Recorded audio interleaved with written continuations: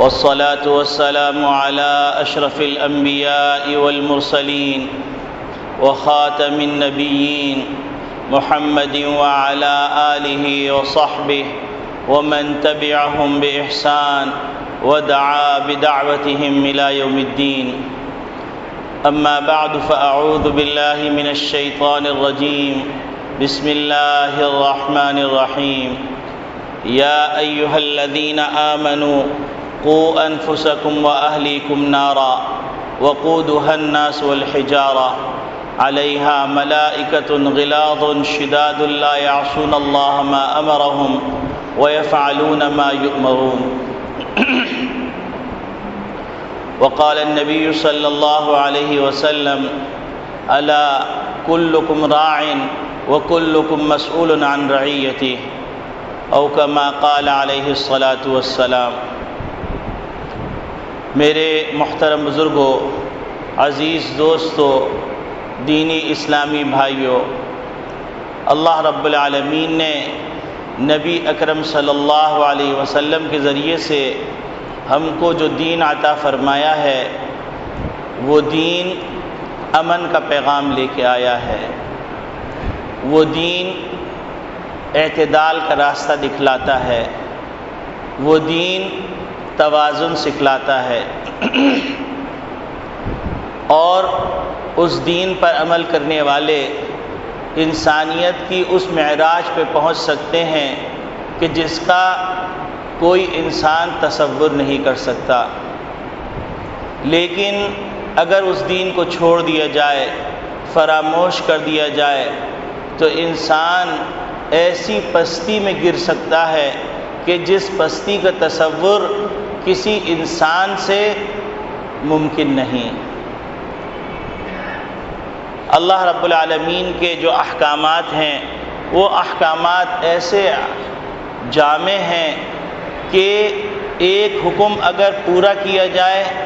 تو اس کا فائدہ انسانیت کو پہنچتا ہے، اور ایک حکم کو چھوڑ دیا جائے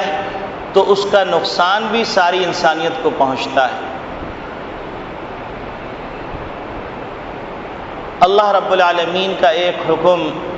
کہ اے ایمان والو، اپنے آپ کو اور اپنے گھر والوں کو یعنی اولاد کو اور بیوی کو اور جو ماتحت آتے ہیں ان کو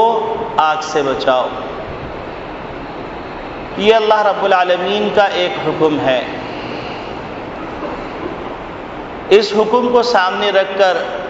جب تک صحابہ کرام رضوان اللہ اجمعین، تابعین، تبع تابعین اس بات کی فکر کرتے رہے، اس وقت تک دنیا کے لوگ امن کی حقیقت معلوم کرنے مسلمانوں کے معاشرے میں آیا کرتے، مسلمانوں کے شہروں میں آ کے بستے اور مسلمانوں کے علاقوں میں رہنا اپنے لیے باعث افتخار سمجھتے. لیکن جب سے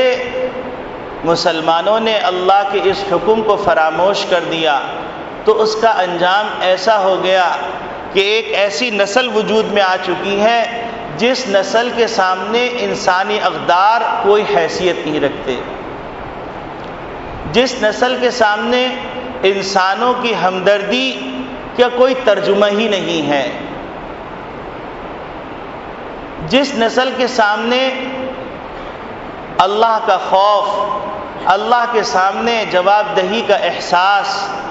جس کے سامنے اس بات کی فکر کہ اگر میں نے کوئی گناہ کیا دنیا نے نہیں دیکھا لیکن اللہ دیکھ رہا تھا، اس کو مجھے جواب دینا ہے، یہ تصور معدوم ہو گیا. جس کے سامنے زندگی صرف اس چیز کا نام ہے کہ اپنی خوشی، اپنی تسکین، اپنی انا، اپنے مفادات، اپنی خود غرضی، اس کے علاوہ نہ سوچ سکتے ہیں نہ سوچنے کی صلاحیت ہے، جس کے نتیجے میں ایک ایسا معاشرہ وجود میں آ گیا جس معاشرے کو دیکھ کر درندوں کی جماعت شرمائے، جس معاشرے کو دیکھ کر بھیڑیے شرمائیں، جس معاشرے کو دیکھ کر کتے شرمائیں اور ہیبتناک جو چیر پھاڑ کرنے والے درندے ہیں وہ بھی شرمائیں، کیونکہ بھیڑیوں کا اگر غول ہے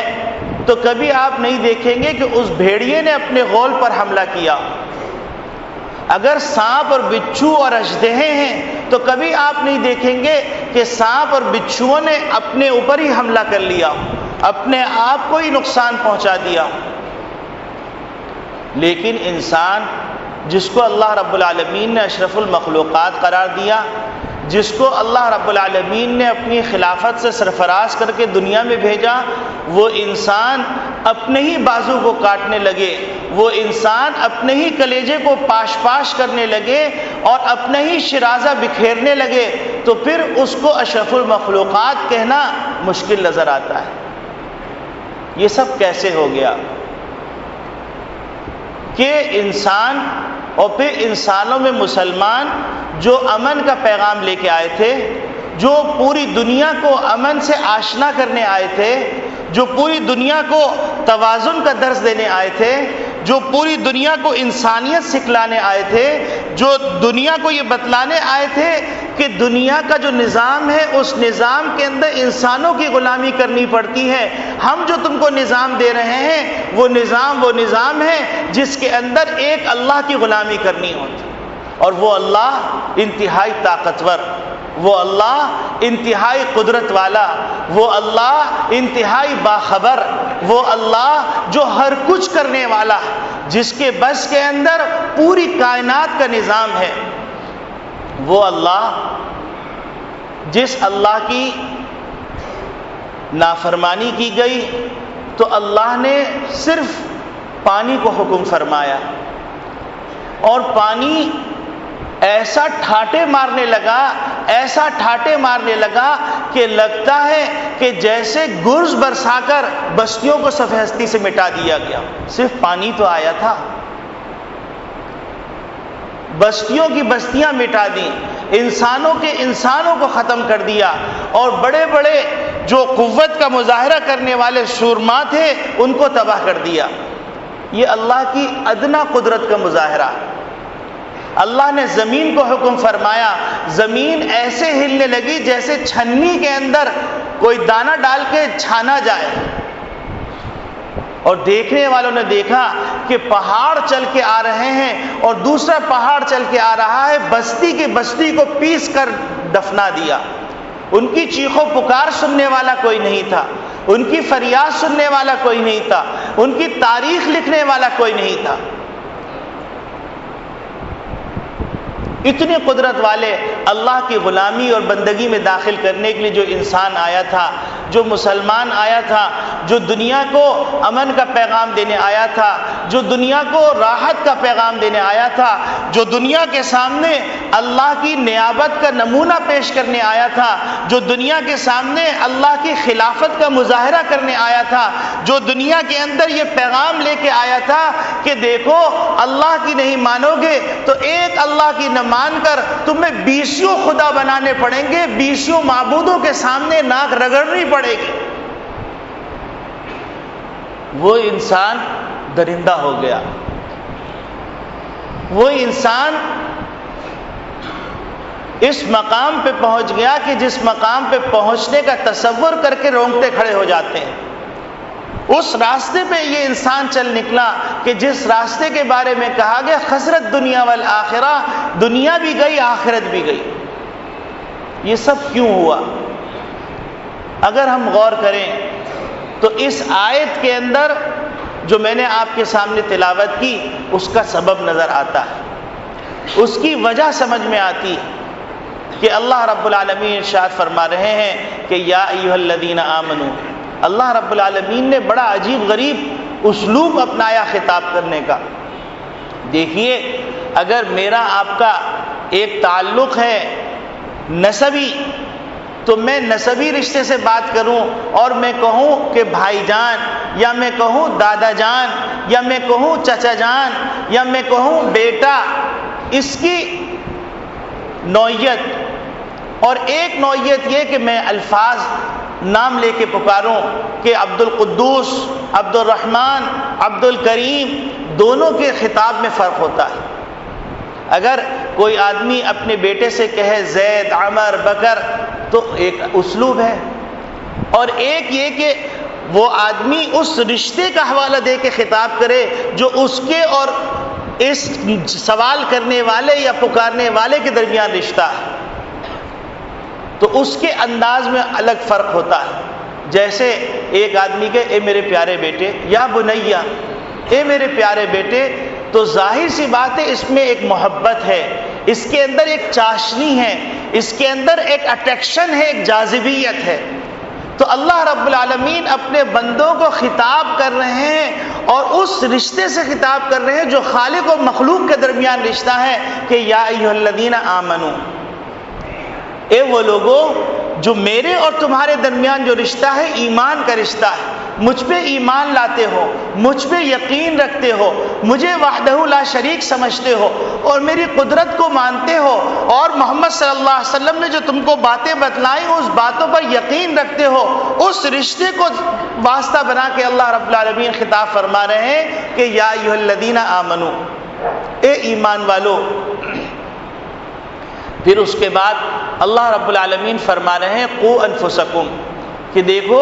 تمہیں اپنی بھی فکر کرنی، اور ساتھ ساتھ تمہاری اپنی فکر تمہاری نجات کے لیے کافی نہیں ہے، تمہیں اپنے گھر والوں کی بھی فکر کرنی ہوگی، وَأَهْلِيكُمْ نَارًا، کہ اپنے آپ کو، اپنے گھر والوں کو آگ سے بچاؤ۔ اللہ رب العالمین نے یہاں پر آگ کا ذکر کر کے ایک بات کے اندر انتہائی وزن پیدا فرما دیا کہ دیکھو جس طرح ایک والد اپنے بیٹے کو دیکھے اور بیٹا ناسمجھی میں آگ میں گرنے جا رہا ہو تو کبھی تم نہیں دیکھو گے کہ والد سے بیٹھ کے کہہ رہا ہو بیٹا آگ میں نہ جاؤ، بیٹا آگ میں نہ جاؤ، بلکہ والد بے چین ہو جائے گا، بے قرار ہو جائے گا، بے اطمینانی کا شکار ہو جائے گا، نیند اڑ جائے گی، کھانے کا ذائقہ ختم ہو جائے گا، کھانے کی لذت ختم ہو جائے گی، تمام باتوں کی لذت ختم ہو جائے گی۔ وہ اپنے بیٹے سے جا کے چمٹ جائے گا، اس کا پاؤں پکڑ لے گا اور اس سے کہے گا خدا کے واسطے تم اس آگ کی طرف مت جاؤ، اگر تم اس آگ میں گرو گے تو مجھے بھی ساتھ لے کے گرو۔ تو وہ تمام جتن کرے گا، وہ تمام تدبیریں کرے گا جن تدبیروں سے اس کا بیٹا آگ میں جانے سے رک جائے۔ تو اللہ رب العالمین نے ایمان والوں کو خطاب کیا اور خطاب کر کے جو اسلوب اپنایا وہ اس اسلوب کے اندر اتنی زیادہ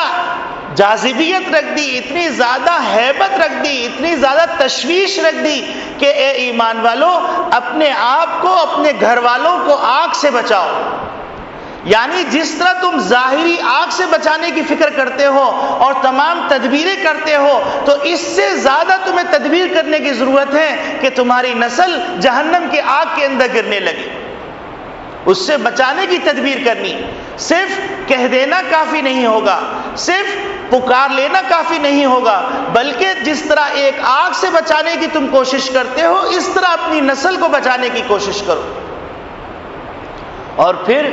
اس آگ کی ہولناکی کا ذکر اللہ رب العالمین یوں فرماتے ہیں وقودها الناس والحجارہ، اس کا ایندھن کوئی کوئلے اور لکڑیاں نہیں ہیں کہ اس کو فائر بریگیڈ کے ذریعے سے بجھا دیا جائے۔ یہ آگ کیسی آگ ہے؟ وقودها الناس والحجارہ، اس کا ایندھن انسان اور پتھر ہے، اور یہ اللہ کی بھڑکائی ہوئی آگ ہے جس کو کوئی طاقت نہیں بجھا سکتی۔ اور پھر صرف یہی نہیں کہ آگ جل رہی ہے بلکہ اللہ رب العالمین ارشاد فرما رہے ہیں کہ اس کے اوپر جو نگراں فرشتے مقرر کیے گئے ہیں علیہا ملائکۃ غلاظ شداد لا یعصون اللہ ما امرہم، کہ وہ اتنے سخت، اتنے شدید اور تندخو ہیں اور سخت مزاج ہیں کہ ان کی سخت مزاجی کی انتہا، لا یعصون اللہ ما امرہم، اللہ نے جو ان کو حکم کیا اس کی وہ نافرمانی نہیں کرتے، اس سے وہ سرتابی نہیں کر سکتے۔ وَيَفْعَلُونَ مَا يُؤْمَرُونَ، اور اللہ نے جو حکم دیا وہ کر گزرتے۔ کوئی شخص اس آگ سے باہر نہیں نکل سکتا اللہ کی منشا کے بغیر، اللہ کی اجازت کے بغیر، اتنی ہولناک آگ ہے۔ تو اللہ رب العالمین انسانوں کو متوجہ فرما رہے ہیں کہ انسانوں اور خاص طور سے وہ انسان جو اللہ کی ذات عالی پہ یقین رکھتے ہیں، اس رشتے کا حوالہ دے کے اللہ رب العالمین فرما رہے ہیں کہ یا ایھا الذین آمنو، اے ایمان والو، اپنے آپ کو اپنے گھر والوں کو آگ سے بچاؤ، وہ آگ جس کا ایندھن انسان اور پتھر ہیں، اور اس پر ایسے نگراں فرشتے مقرر ہیں جو تنخو اور سخت مزاج، وہ اللہ کے حکم کی سرتابی نہیں کرتے۔ مسلمانوں نے جب تک اس حکم کو پورا کیا تو مسلمانوں کی نسلیں محفوظ رہیں۔ محمد صلی اللہ علیہ وسلم نے اپنی امت کو بتلایا کہ دیکھو جب تم دنیا سے چلے جاؤ گے تو تمہارے سارے نام اعمال کا دروازہ بند ہو جائے گا، لیکن چند باتیں ایسی ہیں جس کا ثواب تم کو پہنچتا رہے گا۔ ان چند باتوں میں ایک بات اپنی اولاد کی تربیت ہے۔ اگر تم اپنی اولاد کی تربیت کرتے رہے تو یہ تمہارے لیے صدقہ جاریہ ہوگا، تمہارے نام اعمال میں اضافہ کرتا رہے گا۔ اگر تم نے اپنے شاگردوں کی صحیح تربیت کی تو وہ تمہارے نام اعمال کے اندر لکھے جاتے رہیں گے۔ جب تک وہ صالح اعمال کرتے رہیں گے اور صالح اعمال کی دعوت دیتے رہیں گے، نسل در نسل یہ سلسلہ جاری رہے گا اور نام اعمال میں لکھا جاتا رہے گا۔ لیکن اگر اس ذمہ داری کو پورا نہیں کیا تو پھر دنیا، آخرت تو جائے گی سو جائے گی، تمہاری دنیا بھی برباد ہو جائے گی۔ اور آج ہم اس کا مشاہدہ کر رہے ہیں، آج ہم اس کا مشاہدہ کر رہے ہیں، خون کے آنسو رو رو کر ہم آہوں سسکیوں کے اندر اور چیخ و پکار کے اندر اس کا مشاہدہ کر رہے ہیں کہ ہم نے اپنی نسل کی فکر نہیں کی، ہم نے اپنی قوم کی نسل کی فکر نہیں کی، ہم نے ان کو صحیح تعلیم کی فکر نہیں کی، ہم نے ان کی صحیح تربیت کی فکر نہیں کی، ہم نے ان کو قرآن نہیں سکھایا، ہم نے ان کو اللہ سے نہیں ملایا، ہم نے ان کو اللہ کی قدرت کا یقین نہیں دلایا، ہم نے ان کو دل میں اللہ کی عظمت نہیں بٹھائی، ان کے دل کے اندر اللہ کے سامنے جواب دہی کا احساس پیدا نہیں کیا۔ ہم نے اس بات کی تو فکر کر لی کہ میرا بچہ اچھا انگلش بولنے لگے، اس بات کی تو ہم نے فکر کر لی کہ میرے بچے کا جو دنیا کا کریکٹر ہے وہ اچھا ہو جائے، دنیا میں کسی اچھے عہدے پہ آ جائے، دنیا کے اندر کسی مقام پہ پہنچ جائے، چاہے اس کے لیے دین کی قربانی دینی پڑے، چاہے اس کے لیے قرآن کی قربانی دینی پڑے، چاہے اس کے لیے آخرت کی قربانی دینی پڑے، چاہے اس کے لیے جنت کی قربانی دینی پڑے، چاہے اس کے لیے جہنم کا سودا کرنا پڑے، چاہے اس کے لیے اللہ کی ناراضگی کا سودا کرنا پڑے۔ ہم نے سب کچھ کیا لیکن اس کی آخرت کی فکر نہیں کی۔ یہ بالکل ایسے ہی ہے جیسے کہ کسی شخص کی روح نکل جائے اور ڈاکٹر کو بلایا جائے، اور ڈاکٹر کو بلانے کے بعد کہا جائے کہ ڈاکٹر صاحب اس کی آنکھیں بھی تو صحیح ہیں، اس کے ہاتھ پاؤں موجود ہیں، اس کا پورا جسم موجود ہے، ذرا چیک کیجئے اس کو کیا ہو گیا۔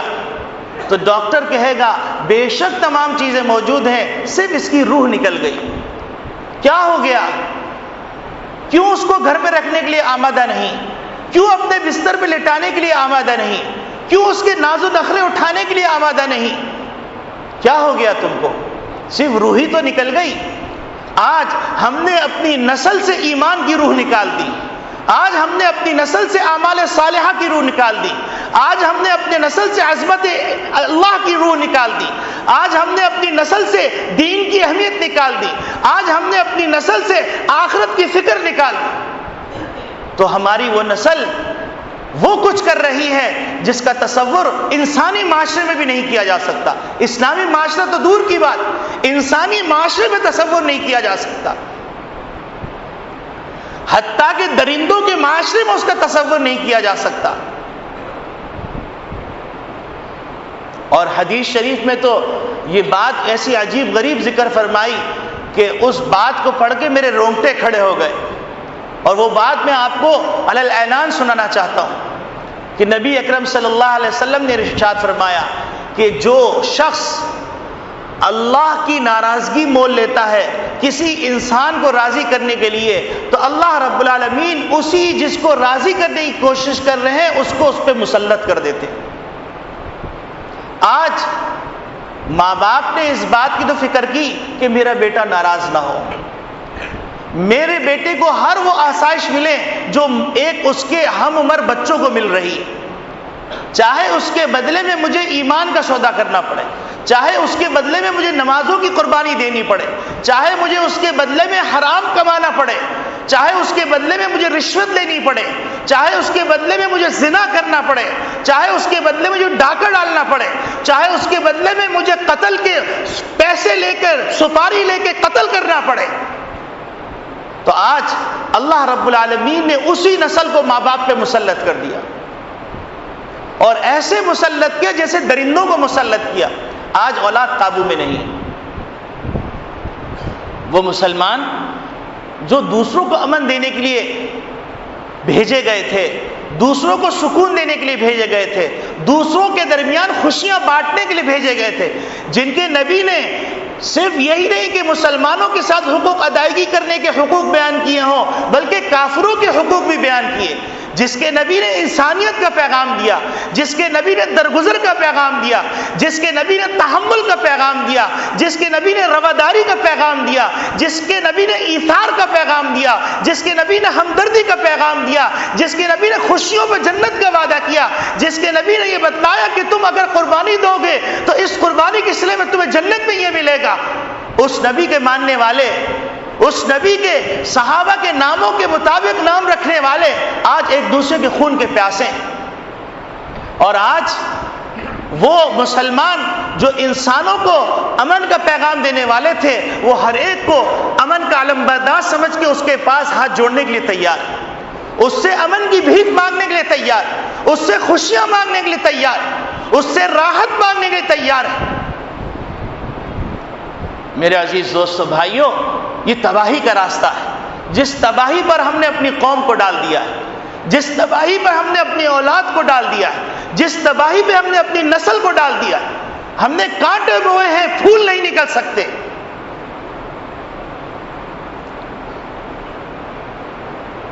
آج وہ ملک جو اسلام کے نام پر حاصل کیا گیا، وہ ملک جو سن 47 سے پہلے ایک قوم ایک ملک کو تلاش کر رہی تھی، آج ایک ملک ایک قوم کو ترس رہا ہے۔ وہ ملک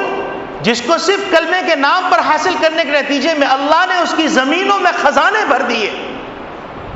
اور اس میں پیدا ہونے والے لڑکوں اور نوجوان نسلوں کے اندر ٹیلنٹ کی بھرمار کر دی، صرف ایک کلمہ کا واسطہ دیا تھا، صرف ایک کلمے کے نام پر حاصل کیا تھا۔ لگتا ہے کہ ہر طرف نا امیدی چھا گئی، ہر شخص اپنی ذمہ داری سے بے خبر۔ محمد ربی صلی اللہ علیہ وسلم تو فرما کے چلے گئے، الا کلکم راع وکلکم مسئول عن رعیتہ،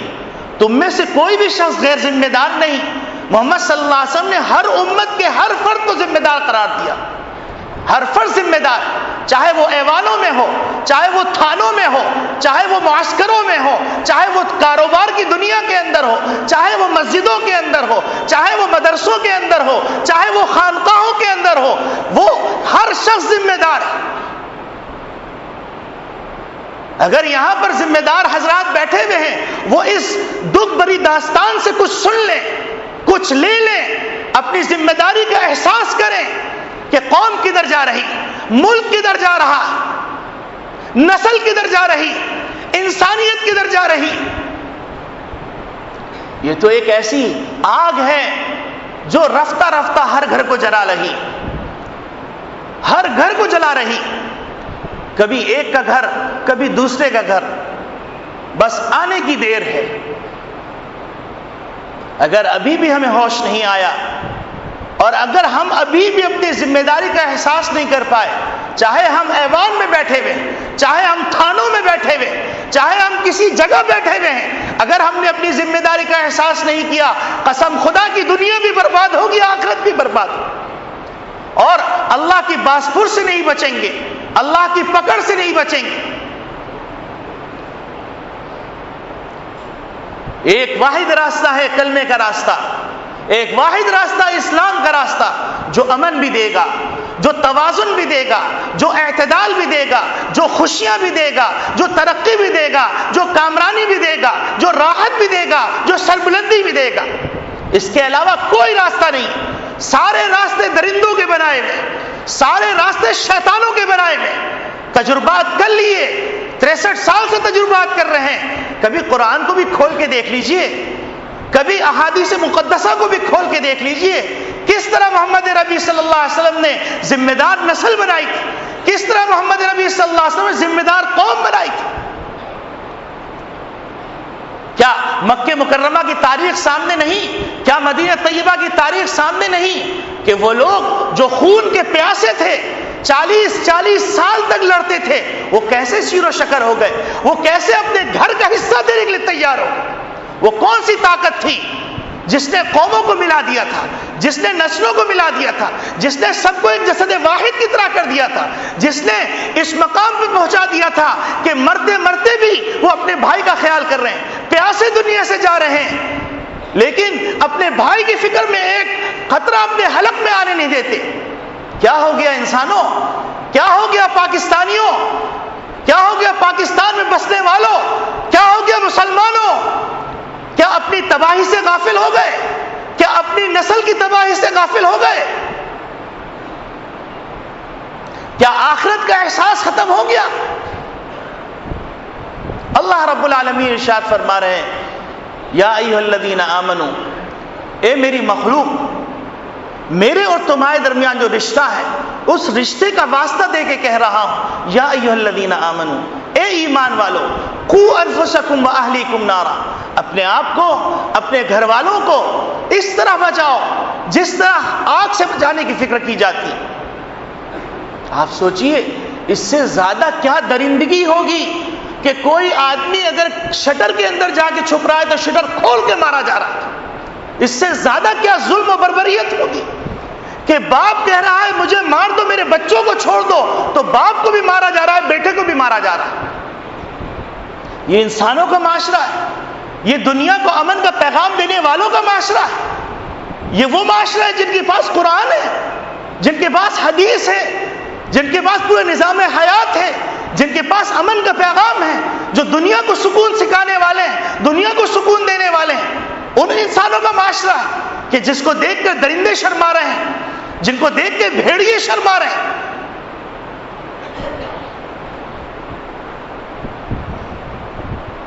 میرے عزیز دوستو بھائیوں، اللہ کے اس حکم کو ہم نے چھوڑ دیا اور ہم یہ سمجھنے لگے کہ تنہا میری نماز پڑھ لینا مجھے بچا لے گا، تنہا میرا روزہ رکھ لینا مجھے بچا لے گا، تنہا میرا زکوٰۃ دے لینا مجھے بچا لینا، تنہا میرے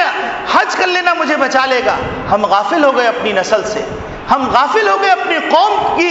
تربیت سے، جس کا نتیجہ یہ ہوا کہ خود رو پودوں کی طرح نسل تیار ہو گئی، اور ایک ایسی نسل تیار ہو کے سامنے آ گئی جن کے ہاں ایثار کوئی معنی نہیں رکھتا،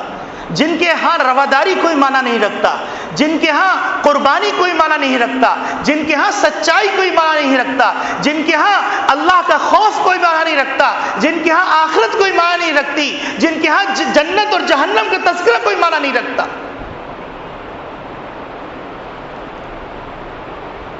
اور محمد ربی صلی اللہ علیہ وسلم کو دیکھیے کہ محمد ربی صلی اللہ علیہ وسلم اس نسل کی تیاری کے لیے بچپن سے فکر فرما رہے ہیں۔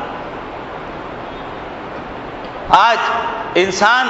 اس بات کی تو فکر کر رہا ہے کہ میرا بچہ معاشرے کے اندر کوئی مقام پالے، کوئی عہدہ مل جائے، کوئی منصب مل جائے، اس کے پاس اچھا گھر ہو، اس کا اچھا بینک بیلنس ہو، اس کے پاس گاڑی ہو، اس کے پاس تمام سہولیات ہو۔ جتنی فکر اس بات میں کی جا رہی ہے، کیا اس کا 1% بھی قرآن اور حدیث اور آخرت کی تیاری اور دین کی تعلیم کے لیے کی جا رہی ہے کہ نہیں کی جا رہی؟ آپ بتلائیے کہ 50 لاکھ افراد کی قربانیوں کے بعد جو ملک حاصل کیا ہو، اس کا ایک بڑا طبقہ قرآن کا ایک لفظ نہیں پڑھنا جانتا ہو، جس کو کلمہ طیبہ کا مطلب نہ آتا ہو، جس کو پورا کلمہ پڑھنا نہ آتا ہو، جس کے ذمہ داروں کو ربنا آتنا فی الدنیا پڑھنا نہ آتا ہو، وہ پڑھ رہے ہو ربنا اتنا، ربنا آتنا، ربنا ایتنا۔ یہ میڈیا پہ موجود ہے، یہ ریکارڈ پہ موجود ہے یہ بات۔ تو میرے عزیز دوستو بھائیوں، ہم نے کیا بویا ہے اور کون سی فصل کاٹنے کے انتظار میں بیٹھے؟ کیا اب بھی ہم غافل رہیں گے کیا اللہ نہ کرے اللہ نے اس وقت کا انتظار کر رہے ہیں جس وقت کے اندر گلی میں خون کی ندیاں بہ رہی ہوں، جس وقت کے اندر ماؤں بہنوں کو رسوا کیا جا رہا ہو؟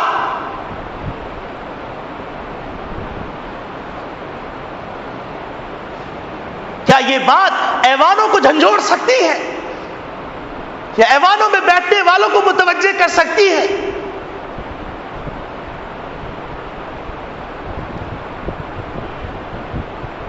محمد ربی صلی اللہ علیہ وسلم کو دیکھیے کہ محمد ربی صلی اللہ علیہ وسلم بچپن سے تربیت فرما رہے ہیں۔ ہم یہ کہتے ہیں بچہ ہے، ابھی بچہ ہے، حتیٰ کہ دیکھتے ہی دیکھتے وہ بالغ ہو جاتا ہے اور پھر سر پہ چڑھ کے موتنے لگتا ہے۔ اس وقت پھر جاتے ہیں مولوی صاحب کوئی تعویذ دے دیجئے، بچہ بڑا نافرمان ہو گیا، مولوی صاحب کچھ کر دیجئے، بچہ بڑا نافرمان ہو گیا۔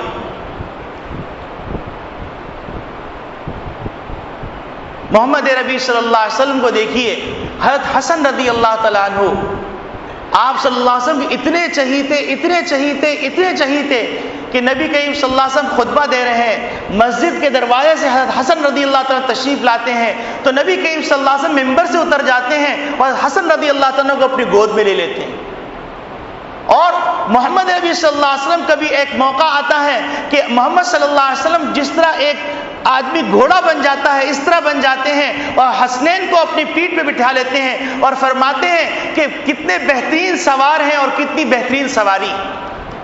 وہ حسن رضی اللہ تعالیٰ عنہ ایک موقع پر نبی کریم صلی اللہ علیہ وسلم کے سامنے صدقے کے کھجور رکھے ہوئے ہیں، انہوں نے ایک کھجور اٹھا کے ناسمجھی میں کھا لی۔ محمد نبی صلی اللہ علیہ وسلم نے یہ نہیں فرمایا کہ ابھی چھوٹا ہے، ناسمجھ ہے، غیر مکلف ہے، اس پہ کوئی احکامات جاری نہیں ہوتے۔ محمد نبی صلی اللہ علیہ وسلم ان کے حلق سے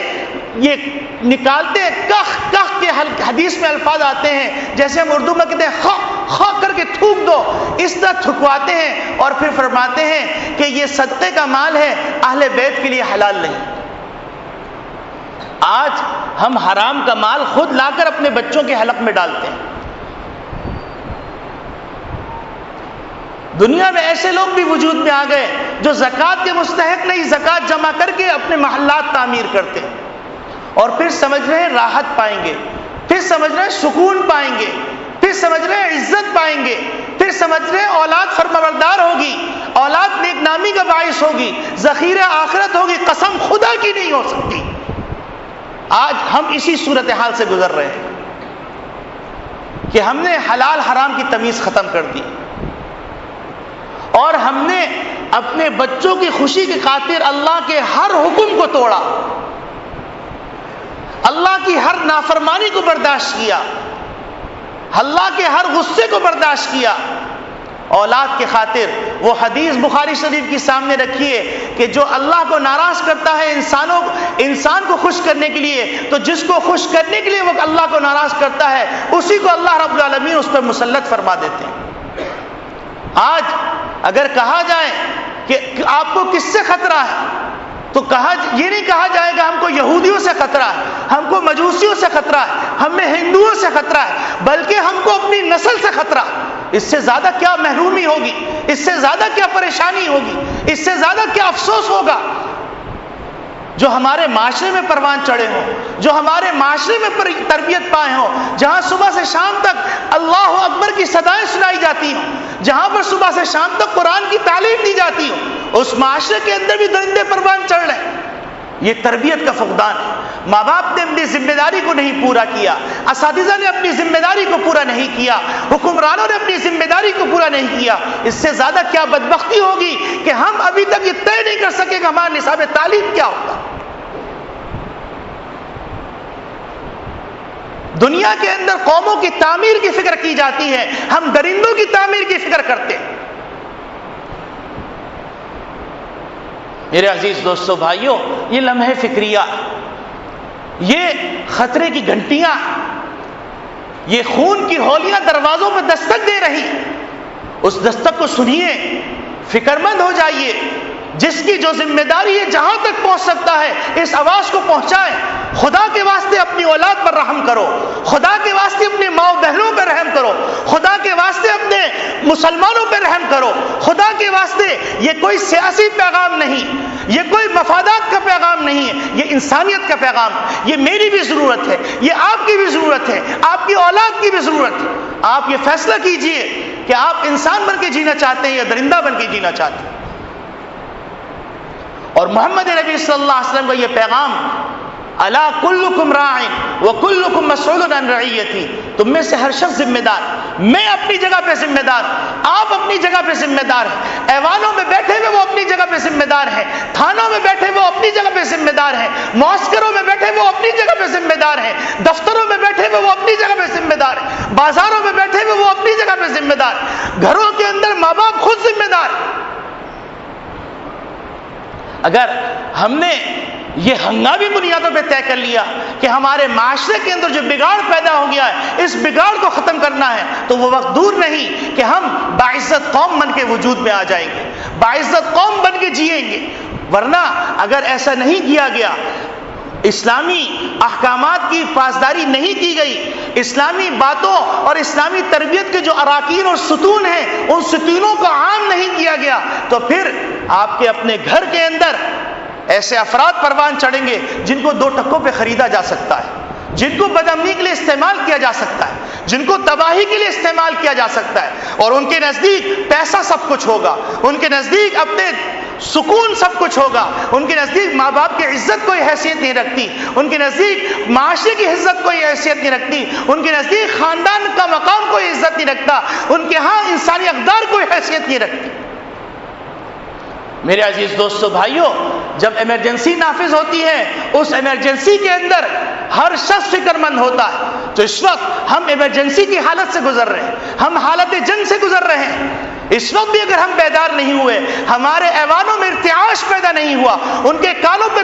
جنبش پیدا نہیں ہوئی, ان کے قلب کے اندر اپنی قوم کے لیے ہمدردی پیدا نہیں ہوئی, تو یاد رکھیے پھر ایسا محسوس ہوتا ہے کہ اللہ نے اس قوم کی تباہی کا فیصلہ کر لیا. اللہ نہ کرے, اللہ نہ کرے کہ کوئی فریاد رسی کرنے والا نہیں, کوئی غم پر پھایا رکھنے والا نہیں.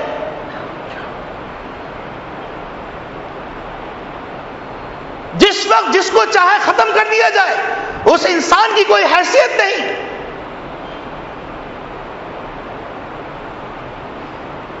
یہ تو بالکل وہی حالات لگ رہے ہیں کہ جو نبی کریم صلی اللہ علیہ وسلم نے فرمایا کہ ایک زمانہ ایسا آئے گا, لا يدري القاتل فيما قتل ولا المقتول فيما قتل, نہ قاتل کو پتا کیوں قتل کر رہا ہے, نہ مقتول کو پتا کیوں قتل کیا جا رہا ہے, اس کا قصور کیا.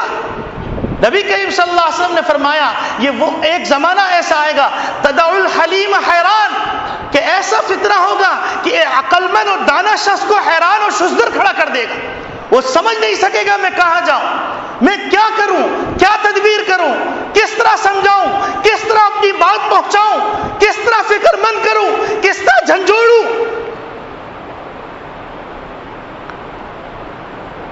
میرے عزیز دوستو بھائیوں, آپ میں سے جو شخص جس شعبے کا ذمہ دار ہے اس پیغام کو عام کیجئے, خدا کے واسطے عام کیجئے, میرے خاطر نہیں, اللہ کے خاطر, اپنے بچوں کے خاطر, اپنی زندگیوں کے خاطر. ایک ملک میں بسنے والے, ایک غلہ کھانے والے, ایک جگہ کھیلنے والے ایک دوسرے کے خون کے پیاسے ہو جائیں اور غم و ندامت نہ ہو, شرمندگی نہ ہو, کوئی ان کا پرسان حال نہ ہو. محمد نبی صلی اللہ علیہ وسلم تو یہ فرما گئے, انصر اخاک ظالما او مظلوما, کہ تمہارے بھائی کی مدد کرو چاہے وہ ظالم ہو یا مظلوم ہو. صحابہ اکرام رضوان اللہ اجمعین نے عرض کیا, اے اللہ کے رسول, مظلوم کی مدد کرنا تو سمجھ میں آتا ہے, ظالم کی کس طرح مدد کریں؟ تو نبی کریم صلی اللہ علیہ وسلم نے فرمایا ظالم کی مدد یہ ہے کہ تم اس کا ہاتھ پکڑ کے ظلم سے روک دو. تو میرے عزیز دوستو بھائیوں, قرآن میں تمام مسائل کا حل موجود ہے, حدیث میں تمام مسائل کا حل موجود ہے, ہماری شریعت کے اندر, ہمارے دین کے اندر تمام مسائل کا حل موجود ہے. معاشرے کے اندر توازن, حق تلفی کے ختم ہونا, اعتدال, انصاف, ہر کچھ موجود ہے. لیکن اگر ہم نے اس بات کی فکر نہیں کی، اپنے بچوں کی صحیح تعلیم و تربیت کی فکر نہیں کی، ان کے کان میں ہم نے اذان دی، اس کے بعد ہم نے ذمہ داری ختم کر لی، تو پھر یاد رکھیے کہ ایک قوم ایسی بھی گزری ہے جس قوم کے بارے میں آتا ہے کہ حضرت ابراہیم علیہ السلام نے حضرت لوط علیہ السلام کے پاس بھیجا اپنے ایک نمائندے کو کہ جا کے تحقیق حال کریں اور معلوم کریں کہ وہاں پر لوگ کیسے ہیں اور وہ اللہ کے کتنے احکامات کو پورا کر رہے ہیں۔ تو وہ شخص وہاں سے آیا اور راستے میں اس محلے میں پہنچا، لوط علیہ السلام کی بستی کے محلے میں، تو ایک شخص نے پتھر اٹھایا اور اس کے سر پہ مار دیا۔ تو جب سر پہ مارا تو اس کے خون نکلنے لگا اور پورے کپڑے اس کے رنگین ہو گئے۔ تو وہ جس نے پتھر مارا تھا حضرت ابراہیم علیہ السلام کے نمائندے کے پاس آیا اور نمائندے کے پاس آ کے کہنے لگا کہ دیکھو تم کو میں نے پتھر مارا اور پتھر مارنے کے بعد تمہارے کپڑوں پہ اتنے حسین بیل بوٹے بنا دیے ہیں، تو اس کے بدلے میں تم مجھے پیسے دو۔ یہ قرآنی واقعہ، تفسیر کے اندر یہ واقعہ لکھا ہوا ہے۔ تو اس نے کہا تم نے میرا سر پھوڑا ہے، مجھے نقصان پہنچایا ہے، الٹا تم مجھ سے پیسے مانگ رہے ہو۔ تو کہنے لگا کہ میں نے پتھر اٹھایا، یہ میں نے محنت کی، پتھر اٹھا کے تم کو مارا، یہ میں نے محنت کی، پھر اس کے بعد جو خون نکلا، تمہارے کپڑوں پہ جو بیل بوٹے بنے ہیں، وہ میری محنت ہے، اس محنت کے صلے میں مجھے پیسہ دو۔ تو اس شخص نے کہا کہ یہ معاملہ ایسے حل نہیں ہوگا، عدالت میں چلو۔ عدالت میں گئے، عدالت میں جانے کے بعد وہاں کا جو قاضی تھا، چیف جسٹس تھا، اس سے کہا کہ یہ میرے ساتھ معاملہ ہوا، مجھے انصاف دیجیے۔ تو قاضی نے سر جھکایا اور اس کے بعد کہا کہ جس نے پتھر مارا ہے وہی صحیح کہہ رہا ہے، کیونکہ واقعتاً اس نے پتھر اٹھایا، اس کی محنت، مارا، اس کی محنت، تمہارے کپڑوں کو لہو لہان کیا، رنگین کیا، نقش و نگار بنایا، اس کی محنت، اس کے پیسے دے دو۔